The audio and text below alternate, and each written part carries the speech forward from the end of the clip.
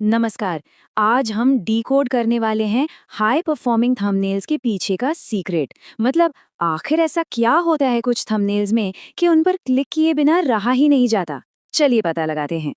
तो सबके मन में एक सवाल होता है कि आखिर क्या चीज एक वीडियो को वायरल बनाती है। क्या वो बेहतरीन एडिटिंग है, जबरदस्त कंटेंट, या कुछ और ही है। असल में कहानी क्लिक से भी पहले शुरू हो जाती है। ये नंबर देखिए, 15% क्लिक थ्रू रेट। ये कोई छोटा मोटा नंबर नहीं है। ये वो टारगेट है, वो गोल है जिसे टॉप क्रिएटर्स अचीव करते हैं। और आज हम समझेंगे कि आखिर वो ये करते कैसे हैं। तो चलिए आगे बढ़ते हैं और बात करते हैं उस सबसे कॉमन प्रॉब्लम की, जो शायद हर क्रिएटर फेस करता है। बहुत मेहनत से एक बेहतरीन वीडियो बनता है, लेकिन रिजल्ट वैसा नहीं मिलता जैसा सोचा था। ये बहुत फ्रस्ट्रेटिंग हो सकता है ना? सोचिए, घंटों की रिसर्च, शूटिंग, एडिटिंग, और फिर लोग उस वीडियो पर क्लिक तक नहीं करते। सारी मेहनत जैसे पानी में चली जाती है। और ये चार्ट देखिए, बिल्कुल साफ साफ दिखाता है कि फर्क कितना बड़ा है। एक तरफ है एवरेज क्रिएटर जिसका सीटीआर है 4%, और दूसरी तरफ है टॉप क्रिएटर पूरे 15% पर। ये जो 4 से 15% का सफर है ना, ये किस्मत का खेल बिल्कुल नहीं है। इसके पीछे है एक सॉलिड सोची समझी स्ट्रैटेजी। तो अब आते हैं उस पॉइंट पर जहां हमें इस कोड को क्रैक करने वाले हैं। आखिर ऐसी क्या चीज है जो लोगों को क्लिक करने पर मजबूर कर देती है? इसका जवाब साइकोलॉजी में यानी मनोविज्ञान में छुपा है। इस साइकोलॉजी का सबसे बड़ा हथियार है द क्यूरियोसिटी गैप। हिंदी में कहें तो जिज्ञासा का अंतर। इसका मतलब सिंपल सा है। हमारा दिमाग ना अधूरी इंफॉर्मेशन से नफरत करता है। जब उसे पता चलता है कि कुछ है जो वो जानता है और कुछ है जो वो जानना चाहता है, तो बीच में एक गैप बन जाता है। और इस गैप को भरने के लिए वो बेचैन हो जाता है। एक कमाल का थंबनेल बस इसी बेचैनी को ट्रिगर करता है। तो आइए इस ट्रिक का पर्दाफाश करते हैं। और अच्छी खबर ये है कि इस साइकोलॉजी को यूज करने के लिए एक बहुत ही सिंपल 3 स्टेप का फॉर्मूला है। चलिए देखते हैं ये काम कैसे करता है। ये बहुत ही स्ट्रेट फॉरवर्ड है, आसान है। पहला स्टेप, वीडियो के अंदर से एक ऐसा सवाल ढूंढिए जिसका जवाब हर कोई जानना चाहेगा।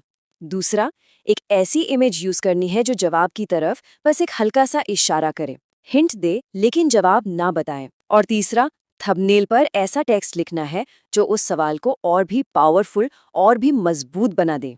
एक एग्जाम्पल से समझते हैं, बिल्कुल क्लियर हो जाएगा। सोचिए, एक थंबनेल है जिस पर लिखा है मेरा नया फोन। ठीक है, एक इन्फॉर्मेशन है। अब दूसरा थंबनेल देखिए, मैंने अपना नया फोन क्यों वापस कर दिया। देखा, अचानक से यहाँ एक कहानी आ गई, एक मिस्ट्री, एक सवाल। दिमाग में फौरन क्यूरियोसिटी गैप बन गया। अब तो क्लिक करके जानना ही पड़ेगा कि भाई आखिर हुआ क्या था। तो ये सब बातें सिर्फ थ्योरी नहीं है। अब देखते हैं कि ये फॉर्मूला उस 15% के मैजिकल फिगर तक पहुंचता कैसे है। तो हम वापस आ गए हैं इसी नंबर पर, 15%। ये कोई ख्याली पुलाव नहीं है, कोई इम्पॉसिबल टारगेट नहीं है। ये इस साइकोलॉजिकल ट्रिक को बिल्कुल सही तरीके से इम्प्लीमेंट करने का डायरेक्ट रिजल्ट है।